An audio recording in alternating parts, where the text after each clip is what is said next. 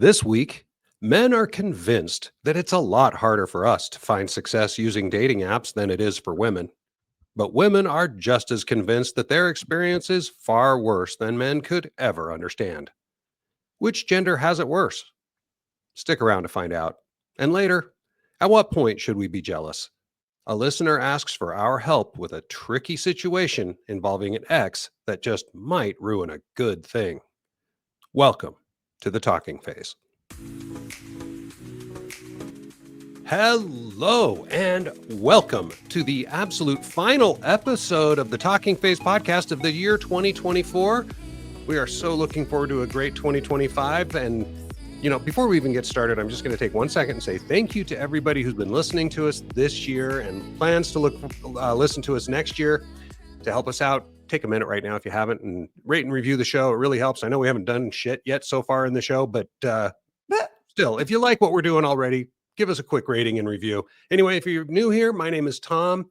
I am joined, as always, by my beautiful, talented, and incredibly funny co-host, Pam.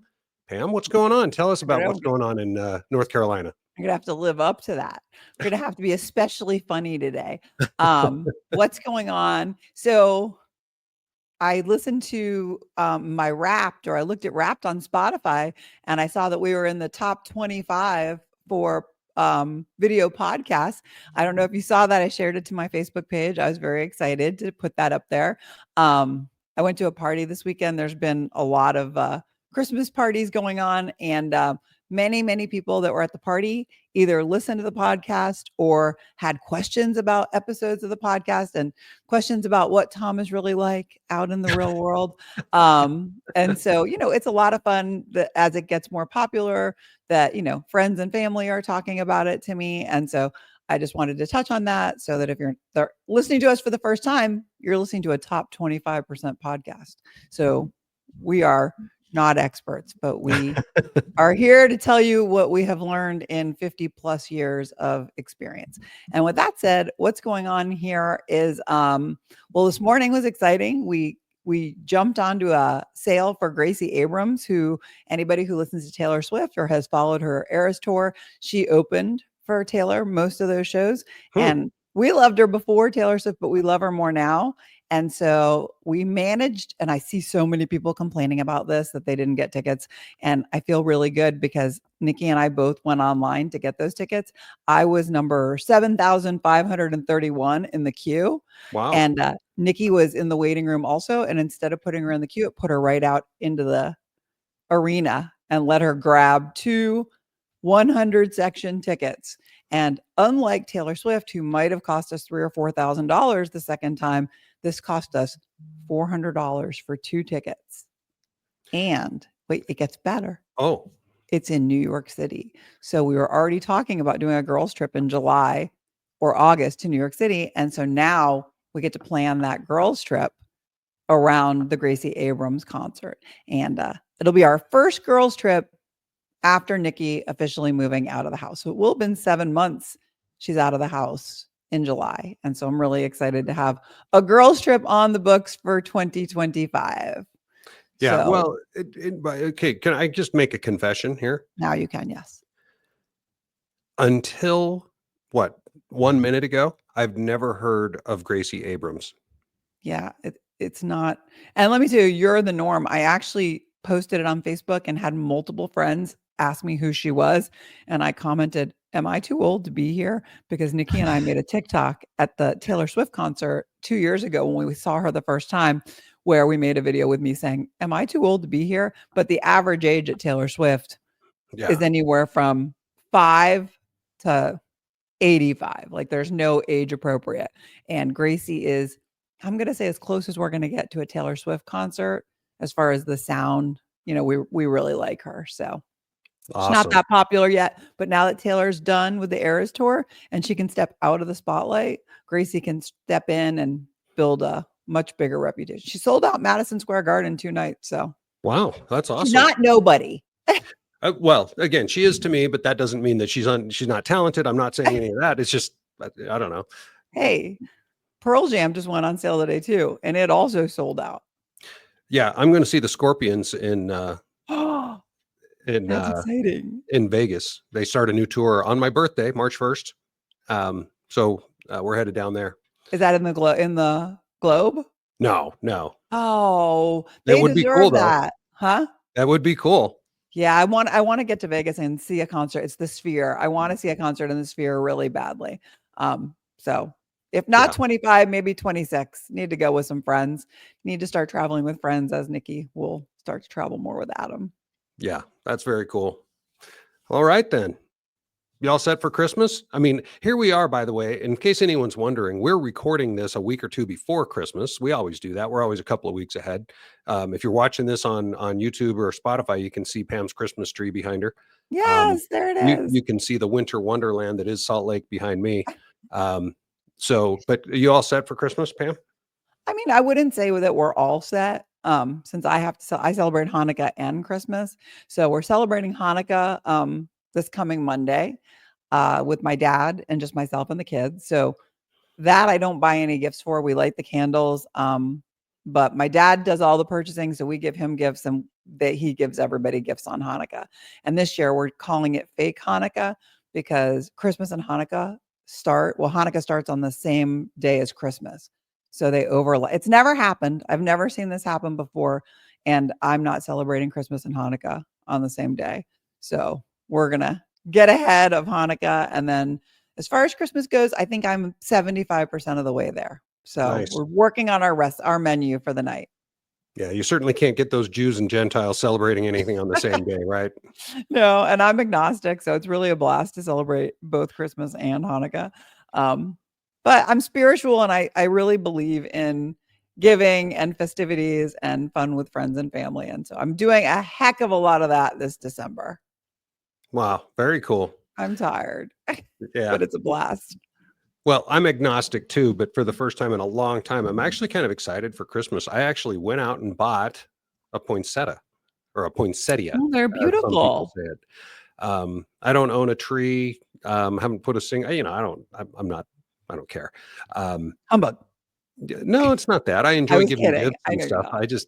not. I'm not going to, I have PTSD from my ex-wife's thousands and thousands of dollars worth of Christmas decorations. So at this point, if I never see another one, as long as I'm alive, I'll be happy. I got you. We have that one tree that you see and like Oh, there you 7 go. other decorations. We don't go overboard on decorations. Yeah. Well, that's awesome. Well, I'll tell you what, being back here in Utah has been pretty fun. I had dinner with my youngest son this week and really interesting conversation we had. He broke up with his girlfriend like over a year ago. Now, remember, I this kid is remember that. 22 years old. Is he 23 now? Anyway, He's he's a baby. 22. Yeah, he's a young kid and he dated this girl for about a year. And I'm not here to say, dude, get over it. I'm not saying that. I'm actually just kind of surprised that he's really still broken up over it. He's Oh, it's the really, age. yeah. Anyway, it was, but I'm actually, again, I'm glad I'm here. We can sit down, have nice dinner together and talk about it. And, I couldn't have done that unless I had moved here. I mean, obviously we can sit and talk, but it's just better face to face. But also, still, everybody who's been following here on the podcast, and I even did a TikTok today. I haven't done a lot of those recently, but still seeing Laura. She is freaking awesome. When this episode drops, we might actually be in Vegas. We're talking about a trip around Christmas. But right now she's battling a massive chest cold. My gosh, she sounds horrible. I feel so bad for her. So I haven't seen her in all week, but until I saw her Monday night and she came out with it the next morning. But You this gave kind it of to gets her. into what's that? You gave it to her, Yeah. tail of your cold. Yeah. Well, I hadn't seen her for a week before that, so I don't think it was me. She must be making out with somebody else. So, Yeah. but it kind of brings me to one of the things I want to talk about today, if it's all right. Sure. We had dinner. So Monday was her birthday, so we went out to dinner with her daughters. And I hadn't met them before, and she has 3 daughters, and 2 of her 3 daughters, they're all, they're grown adults. 2 of her 3 daughters are in long-term relationships. Like more than a year. In fact, they're both living with their boyfriends. Both of them met their boyfriends on dating apps. And her other daughter just broke up with a guy like seriously 3 weeks ago, I guess 4 weeks ago now, Right. and already met another guy who they seem to be really hitting it off and they're starting to build a relationship, and she met him on a dating app. Hmm. And quite frankly, I'm Hmm. just kind of pissed off. I'm confused because I'm happy for them, but what the hell? I mean, what is going on that all three of these girls, I'm calling them girls, women, whatever. Got it. I mean, they're early 20s. They're girls to me. Um, they just snap their fingers, it seems like, and boom, hey, I got a boyfriend. When I swipe for hours and get shit. And so is it just me? But I know you hate dating apps and think they suck too. So is it just the two of us? Is everybody listening to us completely successful and it's just Tom and Pam suck at this? Is it our age? Is it that women have it easier and men, it just sucks for us? I just want to talk about, like, what the hell? Why can they do it and I can't? Let's talk dating apps. That's not a small subject. Why they can do better. Clearly I dislike dating apps. And when it comes to the why of it, I do feel like the kids in their 20s or their teens even that are being brought up using dating apps, it's just what's normal. It's all they've ever known. It's how they've always met. Whereas people our age, 30s, 40s, 50s, we had maybe not even 30s, maybe just 40s and 50s, we had experiences um In the dating wild. people that we met in real life, right? Somebody that you worked with, a friend, introduces you to somebody else. You're at the gym, you catch somebody by the eye, you go to a bar. All of these ways that we had to meet people um, are are gone. And I say they're gone. And even as the words come out of my mouth, I'm thinking, but they're not gone. They're still right there. We're just not utilizing them anymore. And so what I believe is that at our age, and having failed marriages behind us and failed relationships behind us more so than anybody in their 20s, is that our expectations are so much higher because of what we've already been through and what we've already learned, that we're swiping left a lot more than the 20-year-olds are. They're, hey, she's got nice eyes. I have a son, he's 21 years old. He swipes right on just about every girl that he sees on a dating app, unless there's like something inherently wrong with her. He doesn't have a type. He doesn't know what he's looking for. So he's open to all possibilities. And I feel like there's the difference between them and us. Okay, I can buy that. I'm not sure I agree 100%, but I can totally see that as an explanation for the difference between a 20 and a 30-year-old versus, the old folks Right. here on this podcast. Hey, who But are you calling old? me, um, uh, but okay, but then I see a lot of TikToks um, from men saying that we have it pretty bad, we as men. But I also see a lot of TikToks from women that sometimes I listen to what they're saying going, holy shit, they've got it worse. Um, so I was talking to my ex-wife-in-law, and if you remember, that is my ex-wife's husband's ex-wife. Got it. Um, so my ex-wife-in-law, I was talking to her the other night, and I was telling her that as we were talking about this episode, um, and she said, "Oh, for sure, women have it a lot worse." I said, "Oh, tell me why you think that." And she said, because men feel that they got completely screwed over in their divorce. They really have a bad attitude about all women. They take it out on all women. They basically go into it assuming that all women are evil and mean and greedy and bitchy and everything else. And all they want to do is get laid. Mm, That was her attitude. And she said, yeah, so women have it a lot harder. And I'm going, well, okay. I guess it comes down to what do we mean by harder or more yeah. difficult? Um, So what are your thoughts? Is it equal, or do you Pam, as a woman, do you think it's harder for a woman? I so it's almost impossible for me to say it's harder for a woman, even if I felt that it was, because um I have another TikTok page, which is followed by, it's got 40,000 followers on it, and it's got 89% of those followers are male. And most of the female followers that I have came from our Talking Face podcast and follow me over there. So I Wait a have been, minute. Wait. An attractive woman has a bunch of male followers? What the hell? yeah, well, and my direct messages on TikTok are insanity. I don't read them, but in order to get the notification to go away, you have to click on them just to open it. And then I just scroll through there. I think I must have over 1,000 direct messages over the course of the last year since they started doing direct messages on TikTok where you can't shut it off, from men that follow me or just saw a video on TikTok and decide to send you a message. And I don't read them. Ironically, the only one I've ever opened was from you. Yeah. And that was about doing a podcast. I don't know what, the first few words let me know that it wasn't a come on, and I opened it. The rest of them, some of the things that I can see in that first sentence are so atrocious that I understand why I'm not dating very much. Because I mean, if people are using TikTok as a dating app and they're watching my video and they're thinking, wow, I'd really like to get to know this woman, they're not saying, hey, Pam, I really enjoyed this video and I live in your area and I think that we might be a good match. Why don't you check out my profile or check out my videos? A, they don't have any videos. And B, they have no manners. It is, Yeah. I can see just, I'm not going to even dignify what I see. It's not all disgusting, but it's not respectful either. And so I feel like we do have it very hard, no pun intended, when it comes to dating apps, because I think that men don't care. I think they don't care anymore. And that's not to say they don't care about dating or meeting somebody, but I don't think they care about who they meet on a dating app. I think they're bored. I don't know if you've heard this expression, throw the shit against the wall and see what sticks. I think that's what they're doing.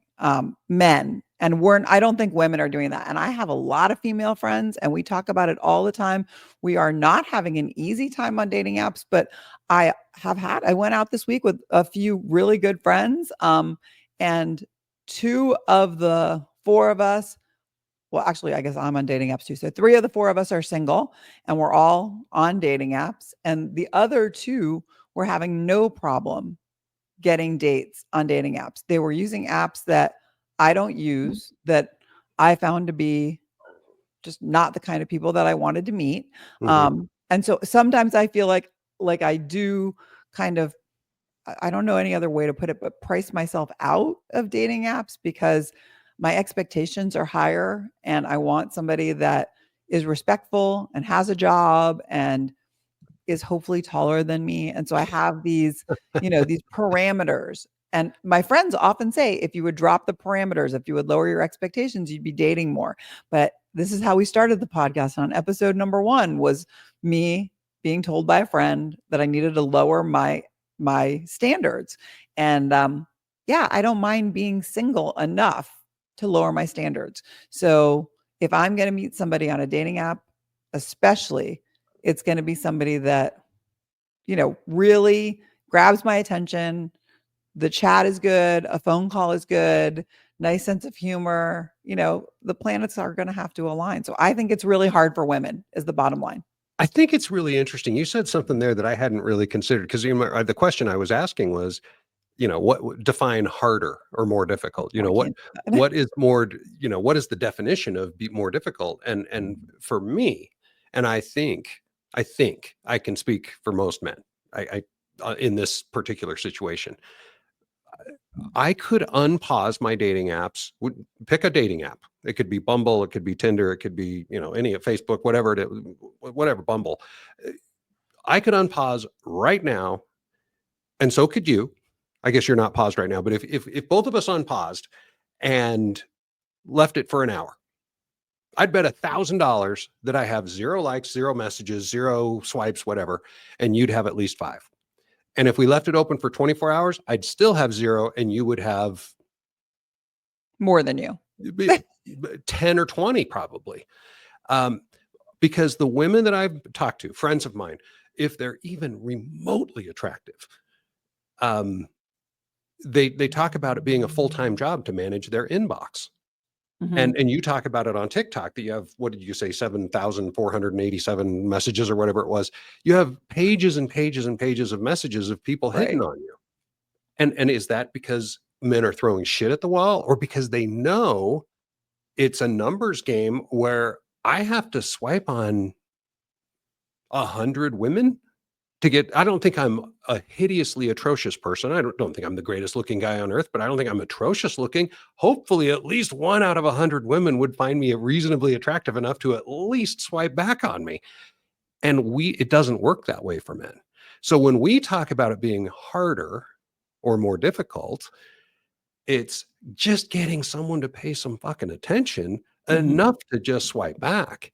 Where Mhm. women, it's like, oh, it's so difficult because I got so many men throwing shit at me. So that to me is the big difference in what we're talking about. What are your thoughts? So if we're talking about just getting a like, then you may be right that even as far back as our 20s, men were making the first move. And I do think even on dating apps, women prefer that and men are still doing it. They are sending the like, they are swiping first so that when we swipe back, it's a match. So I'm not going to disagree with you that it is easier for us to get a like.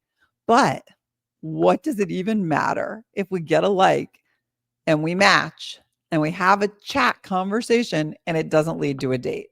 Like at the end of the day, I would prefer to match with nobody than to match with 20 people and have to have, like you said, people organizing their inboxes, having to have conversations with multiple people and just waiting for them to ask for your phone number, to ask you to meet for coffee or a drink. I think that I mentioned to you, I'm not paused, but I'm also not swiping, but I am on Hinge, so you can send a like. So I received a like 2 or 3 weeks ago from a guy, nice looking, good profile. I replied to that. We chatted for about, I don't know, 15 minutes. We said goodnight, talk to you soon. I didn't hear back from him for about another week. Then when I Mm, heard back from him, he apologized and said, I'm really sorry. I got caught up in a lot of stuff with work, blah, blah, blah, blah, blah. I'd really like to get together with you. Can we meet for coffee? And I said, when? And he said, I don't know. How about tomorrow? And so I looked at my calendar and I said, listen, I have a lot of stuff going on this week because of the holidays, but I'll move some things around so that we can meet for coffee on Wednesday. And we chatted more. We confirmed the plans. I had plans Tuesday night. And when I came home, there was a message from him just saying, I hope you had a good day, which is very nice. And I said, yeah, good day. Are we still on for coffee tomorrow? And he said, yeah, I have this huge project going on. He owns his own business. I have this huge project going on, but I'm going to really need a break by noon. So absolutely we're on. So I was cool. like, all right, well, I'm not going to get out of this. Sometimes when they cancel, I feel like it's a little bit of a gift. But with this guy, I kind of enjoyed the banter and I enjoyed talking to him. And the next morning I woke up and there was already a message from him saying, listen, I'm really sorry, but I'm not going to be able to get out today for lunch. And I said, no problem. And this is always quite honestly, with dating apps, I never expect it to turn into a date. And even once we've made a date, I always expect one of us to cancel. I don't know. It just doesn't feel like a sincere date to me. And so I said, okay, I totally understand. I knew he had a big project. I think it was shitty to confirm at 10 p.m. the night before and then cancel the next day. I mean, he knew he was going to be in the weeds, but you know what? Things happen. And so I said, that's fine. I totally understand. And I didn't hear back from him for a few hours. I kind of thought that might just end the conversation. And then he sent me a message and said, are you free Saturday night? And next couple weekends, I'm just super busy. I didn't wait to make plans with friends. Zach's home from school. I'm doing something with the kids. So I said, no, I can't do anything on the weekend. I said, but if you want to get together next week, I have a couple days where we can meet for coffee. Or if you want to meet for a drink, I actually had 2 nights where I could have met him for a drink. And he said, okay, that sounds great. And we left it at that. And I haven't heard from him. And I don't really expect to hear from him again. And so I will have wasted 2 hours total talking to this guy. And you know what? I'm not saying maybe we will meet someday, but at this point, he's disappeared once and canceled last minute twice, the second time. And so we're on strike 3 and I have just very low expectations. So I don't know, was it worth it even to match with him? Well, I can understand what you're saying, but I mean, and again, part of the TikToks and the stuff that I hear from women is that men ghost. at least he hasn't ghosted you, right? Right. I mean, there. I Right. mean, I know that's a low bar. It really is and it's sad that that's even our bar, not ghosting. Gosh, I actually haven't been ghosted very often by people on dating apps. Um, there's been a mutual, I don't think we're a good match before we've met, but like, Sure. yes, at least he didn't ghost me. Yeah. Clearly I mean, he's it somewhat seems like he. interested. I don't know this guy, obviously, but it seems to me like he does want to meet, and that he really does have, he owns his own business or whatever you just said, and he's got some business stuff that got in the way. I get Right. it. It's You possible. didn't ask my advice, but I'm going to say, give him a No. chance. Hey, it's okay. I haven't closed the door, I haven't unmatched with him, and we'll see what happens. I'm just telling you that this is a very common experience on dating apps. And so I would almost always prefer to meet somebody socially. Um, Sure. I have a humongous social group. I'm just a member. It's not my group, but I do a lot of activities with them. Um, I'm not bored very much of the time. And I meet, quite a few men through that group. And so, I have met a couple men that I have dated within the group, and there are a couple men within the group that I find attractive. I don't know them well enough to know whether I want to date them, but in social situations, I find them pleasant and nice Hmm. looking. And so that is how I would rather go, because dating apps, I feel, are phasing out. I feel like people have hit the point of no return when it comes to the level of exhaustion that we feel from dating apps at our age. I was just going to say, let's put the Yep. disclaimer. I think at our age, but like you said, the younger, those young whippersnappers. Um, but I'm going to go back to something that we were just talking about, is how much time you said, you've got 2 hours invested into this guy, and Right. is it really worth it? And, you know, matching with him might just be a waste of time. So I think we've talked about it a little bit here on the show. I know we've made a couple of TikToks about it, but as some of you may remember, I am such an Excel geek, that I actually built a calculator to figure out Mhm. how much time I spent trying to find a second date. And the reason I choose a second date is because I figure that if you go on a second date with someone, then your first date must be at least an acceptable time. It may Right. not be the Sure. greatest time of your life, but it was worth a second date. So I considered a second date success. And to get to that second date, how much time do you have to spend? For me, it was about 60 to 70 hours Oh of, my of God. actual effort. And I'm here to tell you, it's not fucking worth it. It's just not worth it. It's just too much time. Now, my guess is for a woman, again, a reasonably attractive woman. I don't mean to keep saying that, but unfortunately, we're in that world. I would imagine, Pam, you could have a date 5 minutes from now if you just were looking for a date, with anyone. Well, maybe. Well, I I think you mean, could. I mean, yeah, because one of the dating apps that I don't use, that it's so easy to get people to immediately drop everything and go on a date with, is Facebook dating. Mhm. Um, and it's really easy to open it because you're already on Facebook. And at Mhm. our age, we're already on Facebook. And then, you can usually find their profile pretty easy. So if the pictures are really old. The problem with Facebook dating is that they don't respect any of the parameters that you've set. So almost every one of the men that I've matched with lives at least 100 miles away. And when I was out with my friends this week, um, one of the women is dating people who are like 2 hours away. And so they were meeting in the middle. They were meeting like an hour each way. And so immediately I would rule that out. I would not meet somebody an hour away, because what's that relationship going to look like? I tried long distance and that was a failure. So I'm definitely only wanting to date people that are local. So, I think that I could get a date, but the parameters and the people that I just want to date somebody who's like me. I want to date somebody who's tall. I want to date somebody who takes care of themselves, that's in relatively good shape, that has a sense of humor, that can laugh at themselves while they laugh at other people. I mean, these are minimal things. And if you can't hold a text conversation, I am not at all interested in Yeah. actually, meeting that person. I'm not lonely. I have settled into a comfort that comes from being single, and I enjoy it here. Do I want to share my life with somebody? Of course. Do I want to date anybody who wants to date me just so I can have a warm body next to me? Not so much.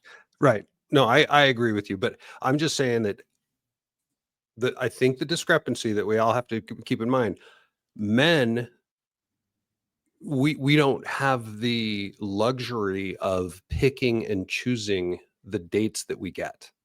I see. You Well, do. not really, because if I did, I'd date more. No, but you're choosing not to. Oh, I Men are see. not choosing not to. Men Okay. can't. All right. So you Um, know what? I think that if we're just looking at the definition of who has it harder to get a date on a dating app, then yes, men probably do struggle more than women. But the good-looking men who take care of themselves and know how to punctuate are probably still getting dates.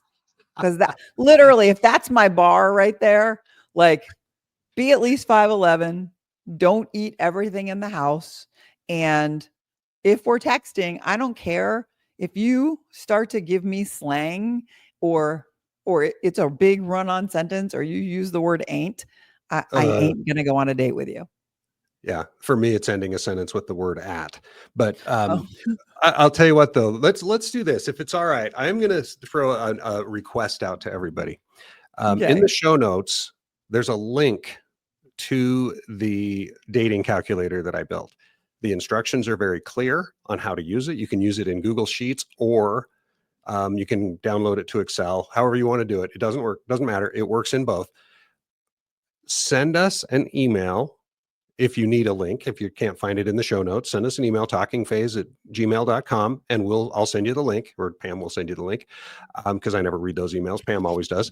And also, while you're looking for those show notes, take a minute and give us a rating and review, of course. But once you've completed the calculator, I would be fascinated to know two things: your gender and the result. How long does it take you to get to a second date? How many hours of investment is it to get to a second date? I'm so fast. I would love to have like 500 people give us their information so that we could actually do a little study on this. I'm interested as well. I'll Yeah. read those emails and I'll forward them to you so you have to read them too. Okay. Perfect. Okay. So anything else we want to talk about? So basically, men have to work their asses off to just get a warm body to say yes, they'll go on a date. Women have to work their asses off to filter out the people who are just warm bodies. Yeah, that was very well put. Yes, Okay. I concur. Done. All right. Let's move on. All right. You've got mail. I never get tired of that. It takes me right back to those days of the All right, here we go. Dear Tom and Pam, I've been dating a woman for about 3 months now, and things are going really well between us. She's kind, smart, and fun to be around. She sounds like me. Just kidding. There's one issue that I And can't. humble and I was like, damn, why am I not dating this guy? There seems to be one issue that I can't seem to shake, and I could really use your advice. She has a male best friend, and she's been close to for a few years. They had gone on a couple of dates, but there is no chemistry, according to her. She insists that their relationship is strictly platonic now, and that she values their friendship deeply. She's also been upfront about not wanting to lose that friendship, which I can respect. Here's the thing though, I don't believe that men and women truly can be just friends. I know that might sound old fashioned, but I can't help but wonder if this guy has feelings for her or could develop them again at some point. Should I talk to her about my concerns again, or is this something I need to work through on my own? Sincerely, am I overreacting? huh. Am I overreacting? Well, are you jumping in or am I? Well, I think you, based on the fact that it's easier for a man to tell us how he would feel about this situation, and then I'll tell you how I feel. Okay. Well, I'll cut all the way to the end and say what we always say. You got to talk about it. I don't think you can just try to work through this one on your own, personally. But having said that, I do believe men and women can just be friends. I believe that. And I say that with a couple of caveats. Um, uh, they both have to want it that way. If if the dude, I mean, if the girl thinks we're just friends, yeah, Right. that's bullshit. Because if he thinks they're just friends, I think there's a chance they're just friends. But if she thinks they're just friends, but he hasn't quite gotten to that yet, I think he might be wanting more. But That's just don't forget that they dated. well, I understand, but what broke him up? Was it his idea, her idea? And by the way, if they say it's a mutual decision, that's bullshit. Yeah. Someone had to initiate that mutual decision. Yeah. So who decided? Who started it? Who decided to break up? If he said, I want to break up with you, okay, again, maybe he could regrow those feelings. He may feel like he made a mistake, something like that. But chances are, if he broke up with her, then maybe that's okay for him to be just her friend. But if she's the one who broke it off with him, he may still be pining for that girly. What are your thoughts about that? That sounds sorry, it sounds a little hypocritical. I What do you think mean? well, I just feel like if he broke up with her, then he's over it. But if she broke up with him, then she's not over it. No. That's not what I said. Okay. If he broke up with her, then he's over it. If she broke up with him, he's not over it. Has nothing to do with her feelings. Wait, isn't that what I just said? No, you said she's not over it. You said she's not over it after I said she's not over it. No, I said Replay. he's not over it. Okay, Okay, replay. If so he broke up with her, he's over it. If she broke up with him, he's not over it. okay. So assuming that I got that wrong, I think it's possible that even if she broke up with him, he's over it. I think it's irrelevant who started the conversation. I think that very often two people are feeling the exact same way and just one is faster at the draw, to say this isn't working out, whatever the case may be. And then the other person, I think if the other person disagrees or really has strong feelings for that person, they're more likely to fight for that relationship. And in this situation, it sounds like I don't know who broke up with who, but whoever it was, clearly they've been friends for a while since then without going back into that territory. So why would her having a new relationship prompt him to be any more likely to now decide to make a move and reestablish that relationship that's been over for a long time? Why is it not? I think it's safe. I think that they dated. It wasn't a good fit. They remained friends. They realized they had more in common as friends. And I obviously have male friends. I'm not close with people. I'm not really close with people that I have dated that I'm still friends with, but I am really close to a couple. I'm really close to at least one guy. I've talked about him on another podcast. He's married. We have no chemistry between us. We're great friends. I see no problem in that friendship, and it would hurt me to have to end that friendship to salvage a relationship with somebody new. I am very upfront. Look at my ex-husband. Mhm. Nikki's dad. We've known each other for 32 years, and we've been friends after our divorce for about 27 years. And if I was dating somebody and they said, "Listen, you know, he might still have feelings for you," and it wouldn't matter to me one bit. He can have all the feelings he wants for me. If somebody said to me that it was unacceptable for me to maintain that friendship, then we couldn't date, because I'm not going to walk away from somebody that I consider a good friend and somebody who I care about for somebody who's insecure. I mean, I get it. We can be nervous about somebody. You could meet somebody tomorrow and she could break up with you over that guy. And maybe she will break up with you over her ex. But at the end of the day, if you don't trust her and you don't think that what you have is solid enough to withstand a male female friendship, then I think it says more about the relationship than it does about her friendship. Well, and I was going to say, I don't know if it says as much about the relationship as it says as much about him, Well, because right, jealousy, it sucks. It's not something that you can turn on and off. I mean, it just happens, right? It's not like you right. can control that. But which goes back to what I was saying before. I think you have to talk about it. And you said something interesting. It's so you've got this dude, how did he sign it? Am I overreacting? So overreacting guy, who, again, I'm not saying he's overreacting. He signed it as I overreacting. got you. So overreacting guy, and then you've got his girlfriend and her ex. And you've got, if her ex does have feelings for her, it's irrelevant. Right. It's whether or not she reciprocates. Right. Exactly. That's the key here. And my question to Mr. Overreacting here is, have you met this guy? Have you talked to him? Have you like said, hey, dude, come, let's talk? And it's not about saying get the fuck away from my girlfriend. That's not what I'm saying.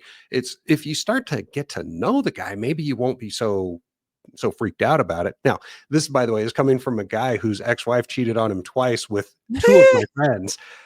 So I'm full of shit from that standpoint. It doesn't help to get to know the guy, but at the same time, at least maybe it would guilt the other guy into not doing it if he has a conscience. Yeah, no, I agree with you. I, when I was married, I know there were men not in our, so I was in a different social group back then, and we would go to a lot of events together. And, you can tell when somebody's interested in you romantically. And I was there with my husband, and I could pick up vibes from people that I was meeting who, didn't know if I was married or knew I was married and didn't know if I was in a good marriage, which is, a prerequisite for knowing whether you should hit on a woman. She can be married, but if she's happily married, she's hands off. And if she's not happily married, then I feel like there's a lot of men out there that don't have much respect for that lovely institution. Those people are called assholes. Right. Yeah. Yeah. It's terrible. But I think that in this situation, they've been dating 3 months. Right. That's not very long. I don't even know if they've defined the relationship yet, but if they've defined the relationship in 3 months and it's a good enough relationship where they've decided in that short amount of time that they have what it takes to have a long-term relationship, then they need to find that level of trust. And yeah, he can talk to her about it, but they've been dating 3 months and she's been friends with this guy for years. In my book, and we did talk about this. Ironically, I told my friends the other night that this was the email that we were doing today, and they all felt that they would end the friendship rather than losing the guy that they were dating. They felt like they could understand that perspective. Maybe they were walking in his shoes. I mean, if I'm walking in the shoes of a man I've been dating a few months and he's hanging out with a girl all the time, what if she's an attractive girl? What if I find her threatening? How would that make me feel? It's a me problem. We come into these dating experiences with decades of relationships. And I mean, at our age. And so, look, my ex-husband is dating somebody. It's serious from what I've learned. And this is Zach's dad, not Nikki's dad. Yes, I have 2 ex-husbands for those who haven't been following the show. But he's dating somebody, and we have been friends for 5 years since our divorce. And as soon as he started dating this woman, within a very short amount of time, he said we could not be friends anymore. And he has taken it. I feel it's her that has said, I'm not comfortable with the situation because we were really good friends and we leaned on each other a lot and we don't even live in the same state. And all of a sudden he said, I cannot be your friend anymore, to the level where we cannot even talk about our son anymore. He will not even discuss health issues, nothing with me. So like my poor kid is in the middle. So there is something to be said for maintaining a level of friendship, even if it's casual friendship, with somebody you've been in a relationship with. And if they really matter to you, that's that for me. Well, and I guess the one last thing I'll say about this is that, and I'm glad that this guy, I wish he wouldn't have signed it overreacting because I feel like I'm accusing him, but this guy, I'm glad he's trying to figure it out, because if he just like put his foot down and said, right, damn it, if you want to date me, you've got to break it off with your ex. To me, that's a very controlling thing too. Yeah. I think having a conversation with her and saying, look, I'm trying not to be jealous. I don't know what your relationship is. I don't know how long it lasted. Maybe he does. But my point is to say, look, I'm not trying to be a jerk. Help me not be a jerk. Help me not feel bad about this. That's wonderful. And I think if there's a way to do that without her having to give up that friendship, then she should do it. If she cares about the new relationship, she needs to put as much effort into making him feel, valued and secure as she does into a friendship. But for all of my male friends, and I collect a lot of male friends because of the groups that I socialize within, not more than female friends, but I have a few really high quality male friends.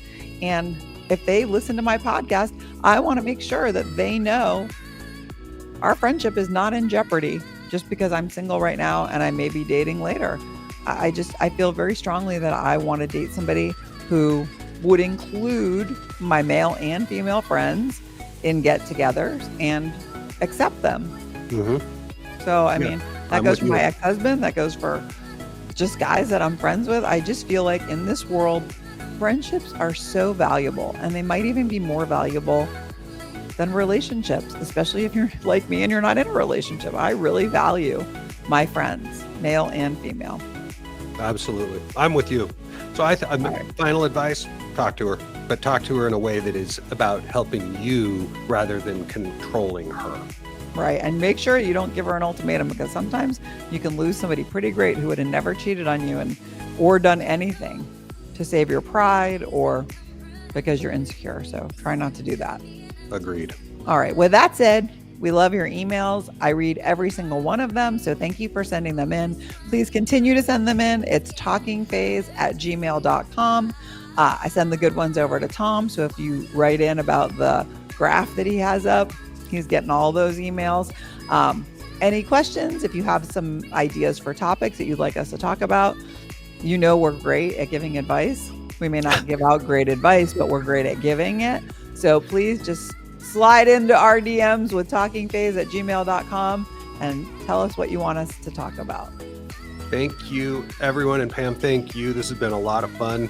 Thanks, everybody, for listening. I've asked a couple of times during the show, just take a minute, rate and review, send us an email, play around with the calculator. Again, check out the show notes and play with the calculator. We're really hoping that you guys will send in your results so that we know if it takes me 60 to 70 hours to find a second date. If you can all do it in like 5 hours, I know the problem is me. So that would be very informative. I'd love to find that out. Be sure to take a few minutes, share this podcast with your friends and your family so that they can enjoy in all the goodness of being part of the Talking Phase family. We do this every single Friday morning. Be sure to follow us on TikTok, Instagram, Facebook, everywhere else that Pam works so hard to curate. And until next week, this is Tom and Pam signing off. Have a great day, everybody. It's almost a new year, so have a great rest of your 2024, and we'll see you real soon.